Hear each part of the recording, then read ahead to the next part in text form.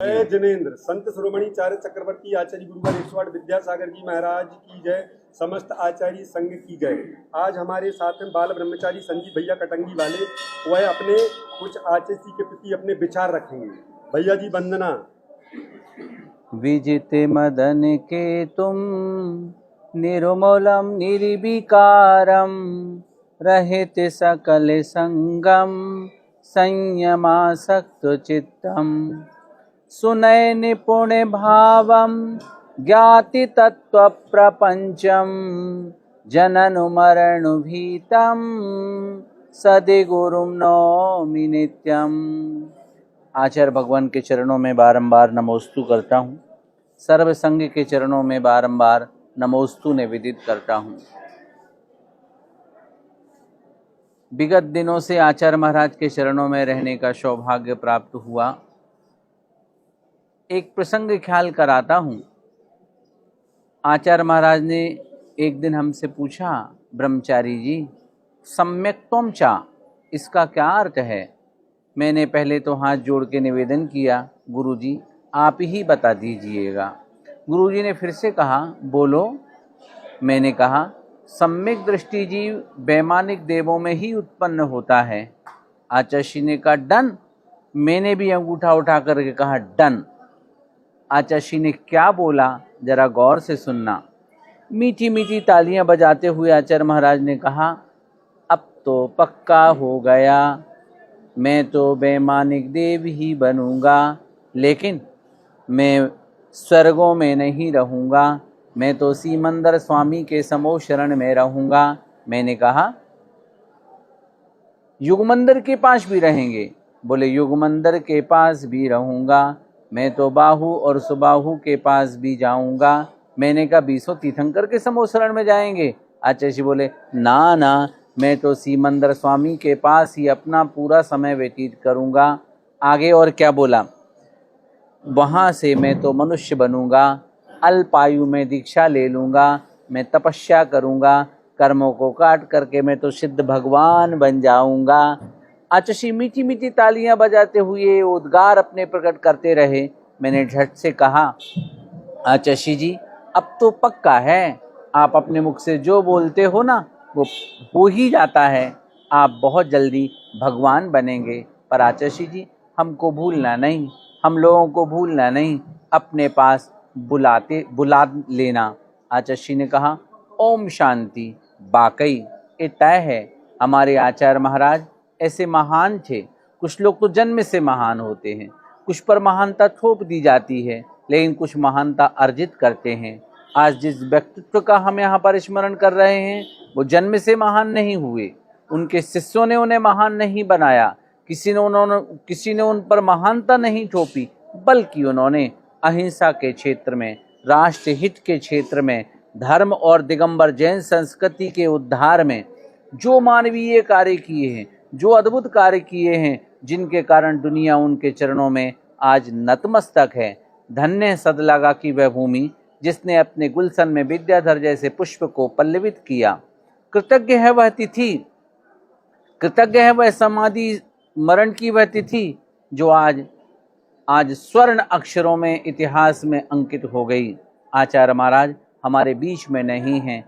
ये 8 दिन से सोचता था, पर दिल की बात बताऊं, आज से 3 दिन पहले हमारे पूज्य भावी आचार्य समय सागर जी महाराज जब से मंच पर विराजमान हुए, सही बताऊं मेरे को ऐसा लगा जैसे आचार्य महाराज स्वयं अवतरित होकर के यहाँ विराजमान हो गए हूँ। अब हमें किसी बात का गम नहीं है, क्योंकि वो इतनी बड़ी धरोहर छोड़ करके गए हैं पूज्य समय सागर जी महाराज के रूप में, जिनके चरण तले हम दिगंबर जैन संस्कृति का उद्धान करते रहेंगे, हम राष्ट्र हित के कार्य करते रहेंगे।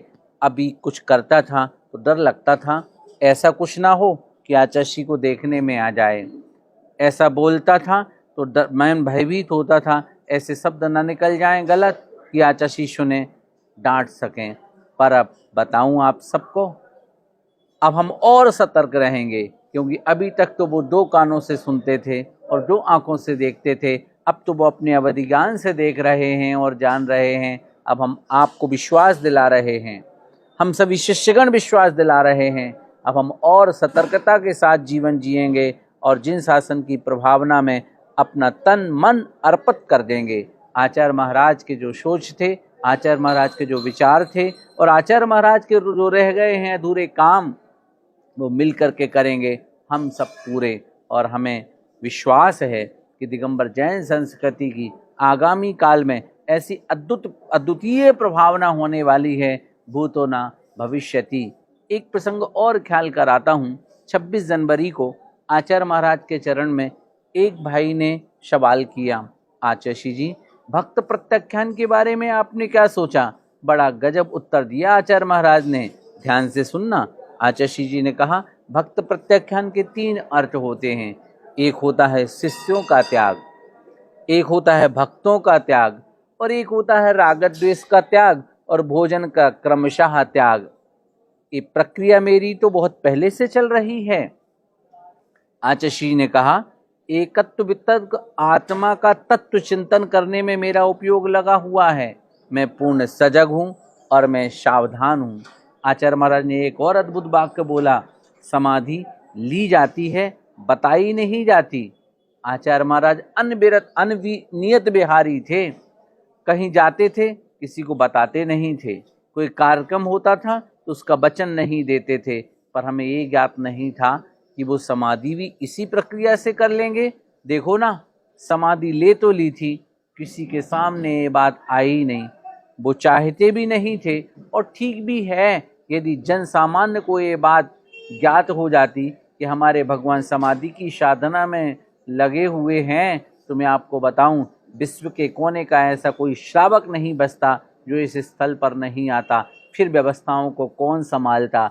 आचार्य महाराज इतने गंभीर थे, उन सब बातों का ख्याल रखते हुए उनने अपनी अंतरंग साधना को निरंतर गतिमान रखा और अपने उच्चतम गंतव्य पर वो पहुंच गए। आज वो स्वर्ग में नंदीश्वर की वंदना करने के लिए आ रहे होंगे, स्वर्ग से अकृत्रिम जिनालयों के वहाँ दर्शन कर रहे होंगे, कभी पंचमेरु के दर्शन कर रहे होंगे, तो कभी रुचिकबर और कुंडलबर द्वीप में विराजमान अकृत्रिम जिनालयों के दर्शन कर रहे होंगे, और सिमंदर स्वामी का उपदेश सुनने में तो वो तत्पर होंगे ही होंगे। आचार्य महाराज ने ज्ञान की जिस गहराई को प्राप्त किया था वो अनूठी और अद्भुत है। एक बात और बताऊं, पिछले दिनों में नेवरा में हम आचार्य महाराज के चरणों में बैठे। आचार्य जी ने मुझे अंतिम 2 उपदेश दिए जो अब जिंदगी भर मेरे को ख्याल रहेंगे। आचार्य जी ने पहले कहा, संजीव आत्म प्रशंसा से और पर निंदा से बचते रहना। मैंने कहा, आचार्य श्री जरूर इस बात का ख्याल रखूंगा। एक श्लोक और उन्होंने सुनाया था जिसका भाव आपके सामने रखता हूँ। उन्होंने कहा था, सबको क्षमा कर देना।